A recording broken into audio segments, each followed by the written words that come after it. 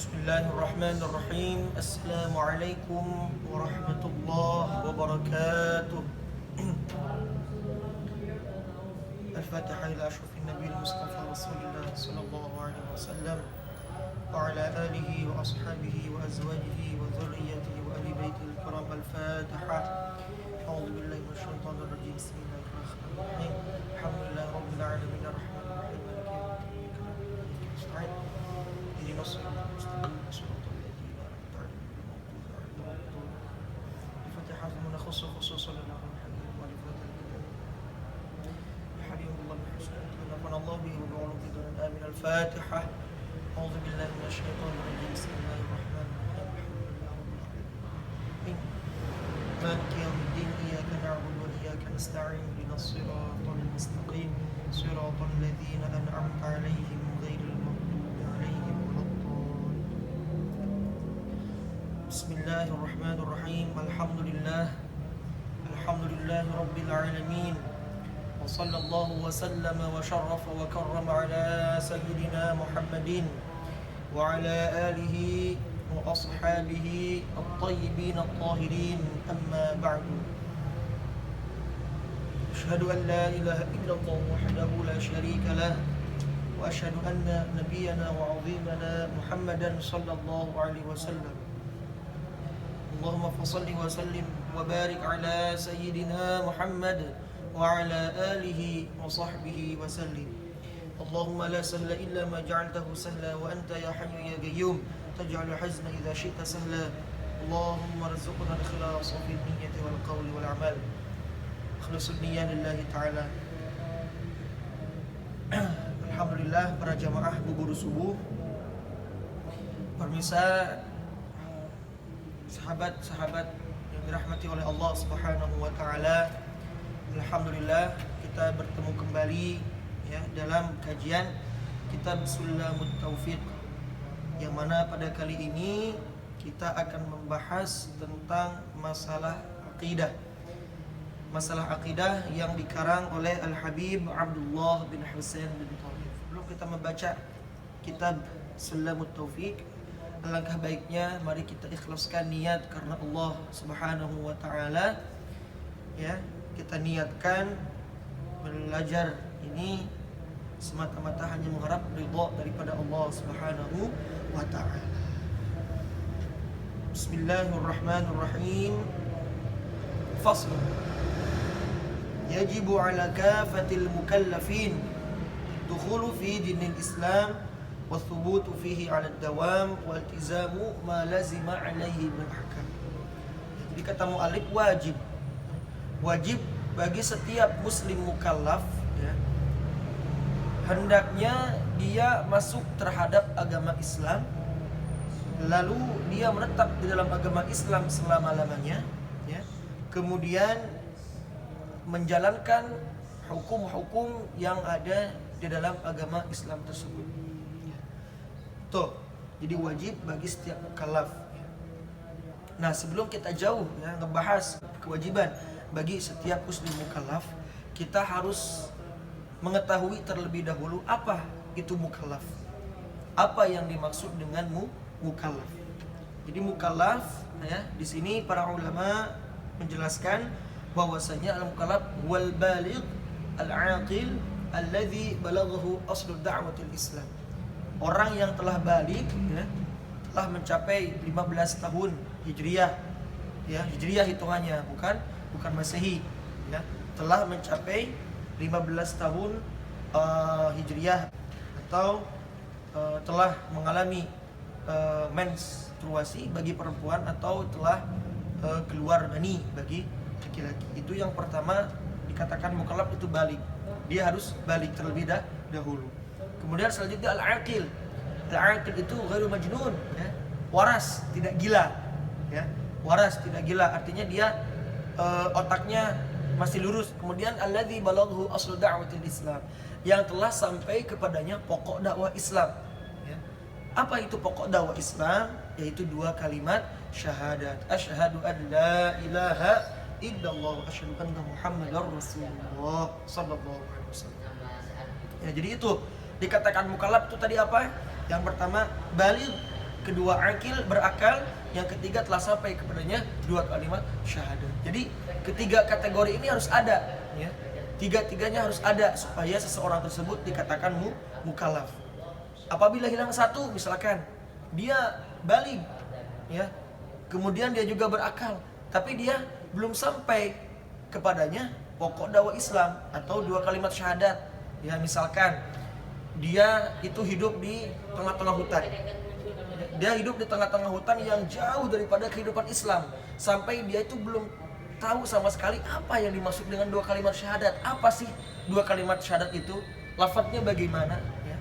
Nah, meskipun dia balik, meskipun dia berakal, tapi dia belum sampai kepadanya dua kalimat syahadat atau pokok dakwah Islam, maka dia belum dikatakan sebagai mukallaf. Jadi harus tiga-tiganya masuk terhadap kategori mukallaf. Nah, jadi itu. Oke, kita sudah mengetahui apa itu definisi daripada mukallaf. Nah, sekarang ada kewajiban, ya, kewajiban utama, ya. Di sini mu'allif rahimahullah menyebutkan 3 kewajiban utama bagi siapa? Bagi mukallaf. Mukallaf yang telah tadi kita sebutkan. Yang pertama, ad-dukhulu fi dinil Islam. Wajib baginya masuk terhadap agama Islam. Jadi ini sepakat, ya, para ulama itu barang siapa, ya, muslim mukallaf atau yang mukallaf itu dia harus masuk terhadap agama Islam. Kenapa demikian? Mengapa harus agama Islam gitu kan pertanyaannya. Sedangkan kan di negara kita itu, di negara Indonesia itu kan berbagai macam-macam agama, ya. Ada Kristen, ada Katolik, ada apa lagi? Nasrani, Buddha, Hindu. Nah, tapi mengapa mu'allif rahimahullah taala itu menyebutkan harus masuk terhadap agama Islam? Karena memang jelas, ya, Islam itu satu-satunya agama yang diridhai oleh Allah Subhanahu wa taala. Bahkan, ya, para nabi dan rasul itu, ya, dimulai daripada Nabi Adam alaihi salatu wassalam hingga nabi akhir kita Nabi Muhammad sallallahu alaihi wasallam, ya, itu mereka memeluk ajaran agama Islam. Sebagaimana yang telah dikuatkan dalam hadis yang diriwayatkan oleh Imam Ahmad, bahwasanya Rasulullah sallallahu alaihi wasallam bersabda, al-anbiya'u ikhwatun li'allat, dinuhum wahid wa ummahatuhum syatta. Para nabi dan rasul itu mereka diibaratkan satu bapak lain ibu, ya. Maksudnya apa? Maksudnya agama mereka satu, ya, dan syariat yang mereka ajarkan kepada umatnya berbeda-beda. Contoh misalkan pada zaman Nabi Isa alaihi salatu wassalam, ketika baju seseorang terkenai najis, ya, itu tidak bisa disucikan dengan air, ya, dengan aturan-aturan fikih, tidak bisa. Akan tetapi pada zaman Nabi Isa alaihi salatu wassalam, ketika ada baju seseorang terkenai najis, maka itu cara mensucikannya harus dirobek, harus dipotong. Gak bisa itu disucikan dengan air, ya, gak bisa. Nah, kemudian timbullah ajaran Nabi kita, Nabi Muhammad sallallahu alaihi wasallam, ketika baju seseorang terkenai oleh najis, maka baru di sini bisa dibersihkan atau disucikan dengan air, dengan aturan-aturan fikih yang berlaku. Nah, itu jadi memang Nabi Isa dan Nabi Muhammad itu ajaran mereka itu sama satu, ya. Maksudnya agama yang mereka bawa itu tetap agama Islam. Akan tetapi ajaran yang mereka ajarkan kepada umatnya, syariat yang mereka ajarkan kepada umatnya itu berbeda-beda. Itu yang pertama. Kenapa harus agama Islam? Karena agama Islam jelas agama yang diridhai oleh Allah Subhanahu wa taala. Sesuai dengan firman-Nya dalam Quran surah Ali Imran. Allah berfirman, "Innad dina 'indallahil Islam." Ya. Dan banyak juga dalil-dalil yang menunjukkan tentang agama Islam. Seperti apa? Wa may yabtaghi ghairal islami dina fala yuqbala minhu wa huwa fil akhirati minal khasirin. Barang siapa yang memeluk selain daripada agama Islam, maka nanti dia di akhirat termasuk orang-orang yang merugi. Itu yang pertama. Jadi kewajiban yang pertama, setiap mukallaf itu wajib masuk terhadap agama Islam. Selanjutnya, wathubutu fihi 'ala dawam. Kemudian setelah dia masuk, ya, setelah seorang mukallaf itu masuk terhadap agama Islam, dia harus apa? Ats-tsubut, menetap di dalam agama Islam selama-lamanya. Dalam arti dia harus meyakini dalam hatinya bahwasanya dia akan berada di dalam agama Islam sampai akhir hayat, sampai apa? Dia dipanggil oleh Allah Subhanahu wa taala. Wajib itu hukumnya. Wajib dia meyakini harus menetap di dalam agama Islam selama-lamanya.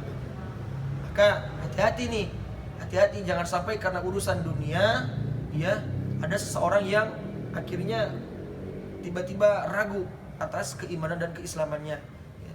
Jadi tidak boleh seseorang berniat untuk keluar daripada agama Islam, baik dalam seketika itu atau di masa yang akan datang.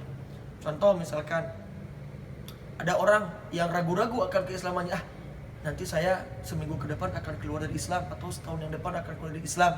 Nah, jangankan 1 minggu yang akan datang, jangankan 1 tahun yang akan datang, ketika dia mempunyai niat seperti itu, ketika dia mempunyai niat untuk keluar daripada agama Islam, maka langsung seketika itu juga dia keluar daripada agama Islam. Ya, maka hati-hati, tidak boleh bagi siapapun, ya, untuk ragu atau mempunyai niat keluar daripada agama Islam fil mustaqbal, di masa yang akan datang.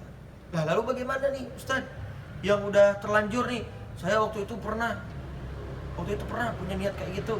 Nah, harus cepat-cepat bertaubat. Nah, cara bertaubatnya itu bukan dengan sholat taubat, bukan dengan membaca istighfar banyak 1000 kali, 100 kali, enggak, ya.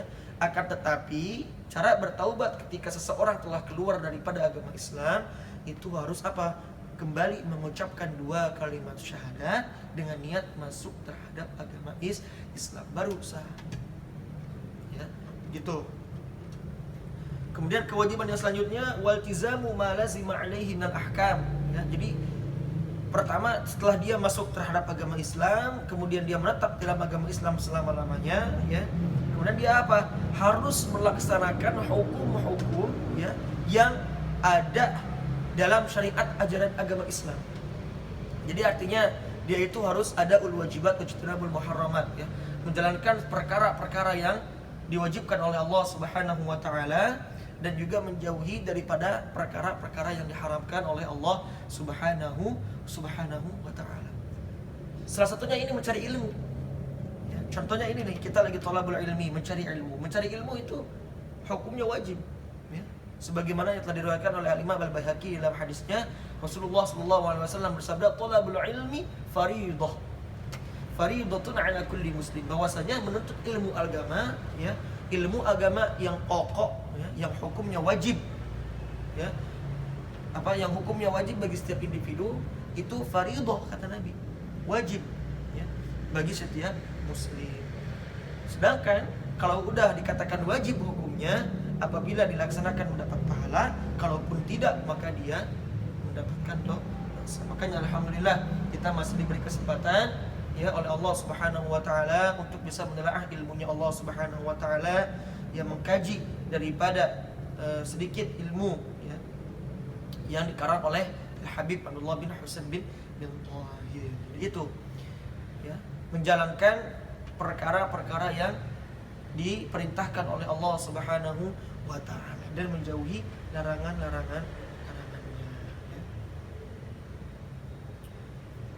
فمما يجب علمه واعتقاده مطلقا والنطق به في الحال إن كان كافرا وإلا ففي الصلاة الشهادتان، وهما أشهد أن لا إله إلا الله وأشهد أن محمد رسول الله صلى الله عليه وسلم. Nah, sekarang kita membahas tentang masalah 2 kalimat syahadat, ya.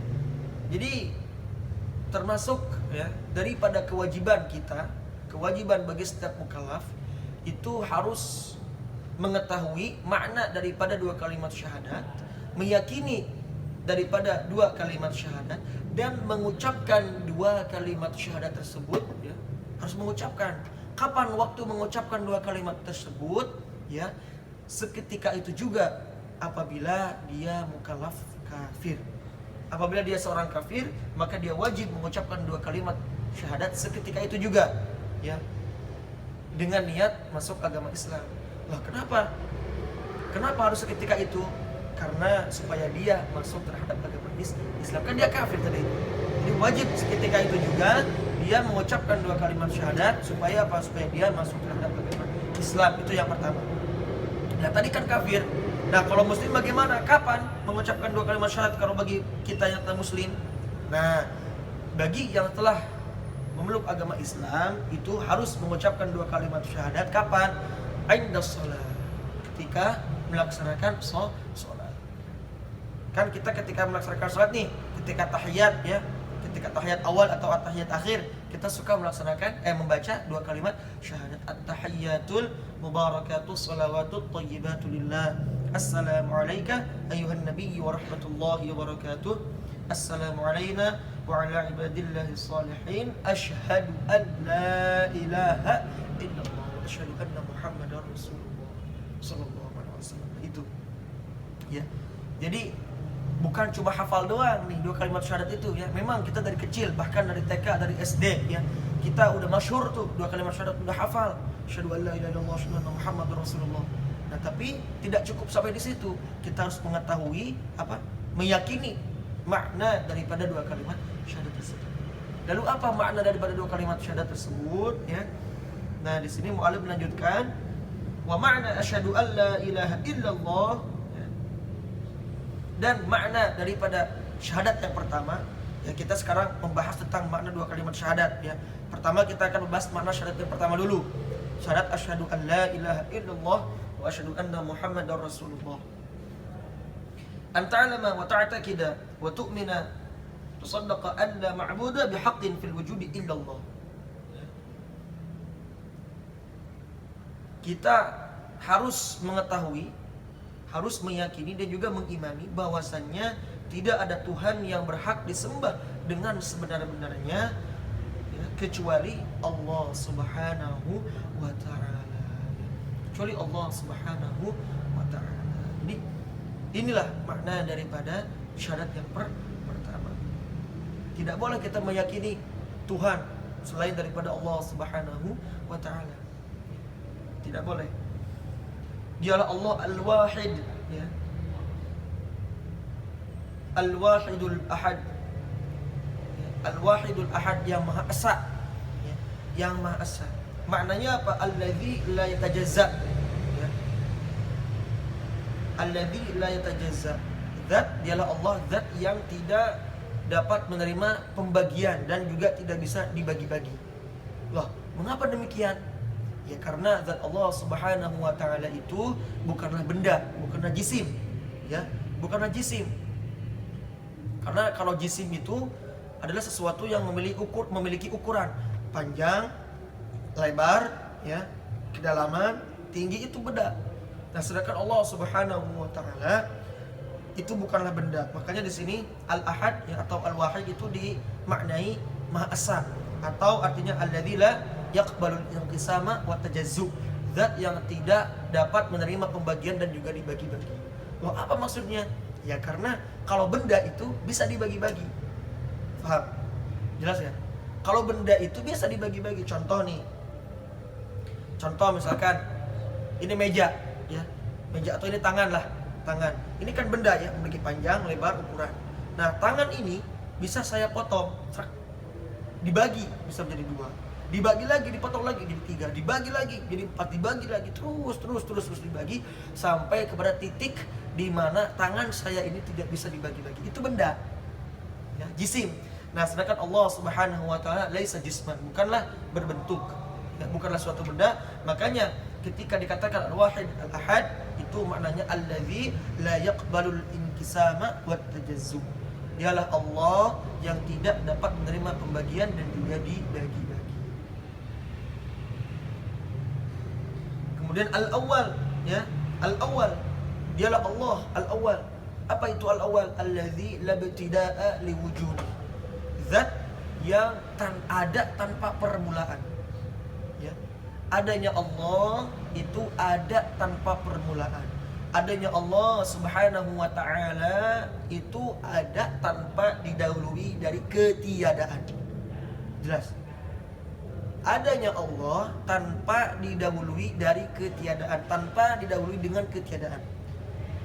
Berbeda dengan halnya kita makhluk, ya. Saya misalkan ada, ini saya sekarang ada, Allah ada, saya ada, ya. Ada saya juga.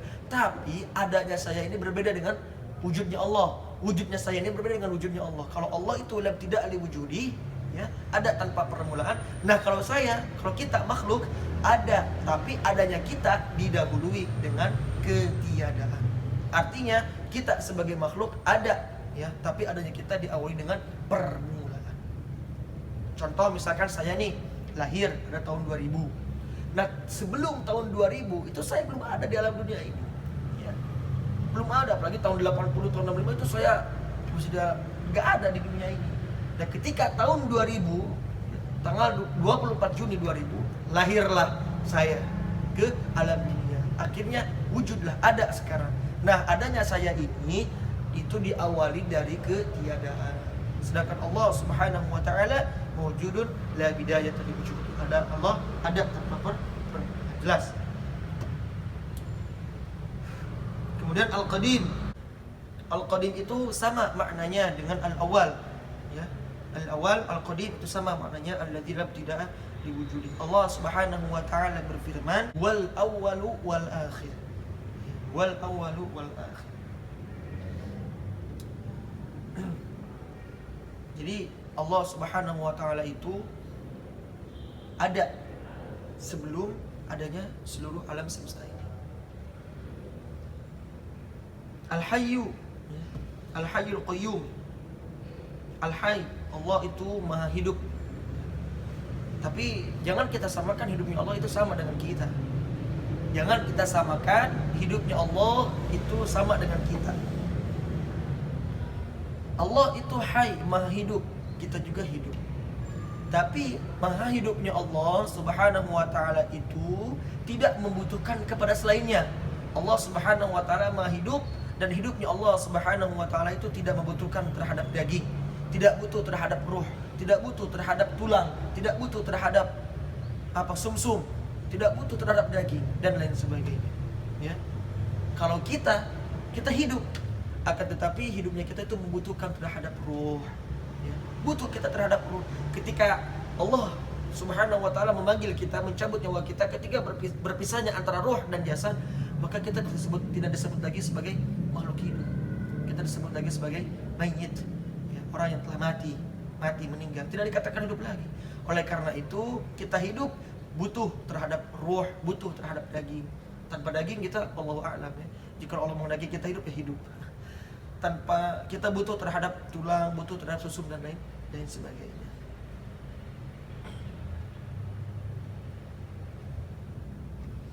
Al-Qayyum alladzi yaqumu bi nafsihi, ya. Zat yang tidak membutuhkan terhadap selainnya, ya.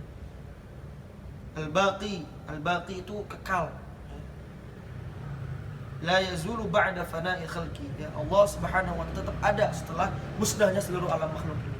Jadi nanti ketika pada hari kiamat Allah hancurkan alam semesta beserta isinya, fana, hangus, hancur, ya. Akan tetapi Allah Subhanahu wa taala tetap ada tanpa pengakhiran. Ad-Daim itu sama seperti Al-Baqi. Al-Khaliq, ya. Al-Khaliq, zat yang menciptakan. Al-Ibraz minal ada minal wujud, zat yang menciptakan dari tiada menjadi ada. Allah menciptakan kita sebagai makhluk yang asalnya tidak ada menjadi ada. Ar-Razzaq, ya. Ar-Razzaq, zat yang maha pemberi rizki, ya. Allah Subhanahu wa taala itu Masya Allah pemberi rizki kepada kita selaku umat mukmin. Allah memberikan rizki kepada kita, bahkan kepada hewan, ya, kepada orang-orang kafir pun Allah tetap memberi rizki. Makanya makna Bismillahirrahmanirrahim itu, makna Ar-Rahman itu apa? Al-Katsir ar-Rahmah lil mu'minina fid dunya lil mu'minina wal kafirina fid dunya. Zat yang pemberi rahmat atau pemberi rizki kepada orang mukmin dan orang kafir di dunia, ya. Jadi Allah Subhanahu wa taala itu tidak pelit, tidak pilih kasih. Ketika Allah memberikan rezeki itu semuanya dibagi rata, ya. Baik orang mukmin, hewan, ya. Bahkan hatta orang kafir pun Allah tetap kasih rezeki, Ya, Allah kasih rezeki nikmat sehat ya orang kafir ya. Kita bisa dikasih mata, bisa untuk melihat, ya dikasih hidung untuk bernafas dan lain sebagainya.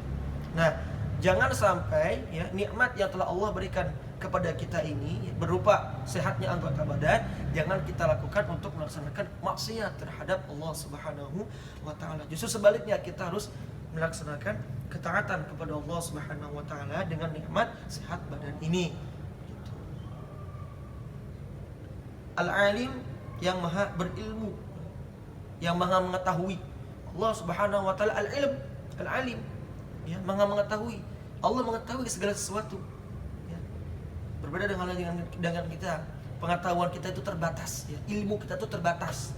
Beda halnya dengan ilmu Allah. Ilmu Allah itu tanpa diperbaharui, tidak diperbaharui, tidak bertambah, tidak berkurang, tidak hilang.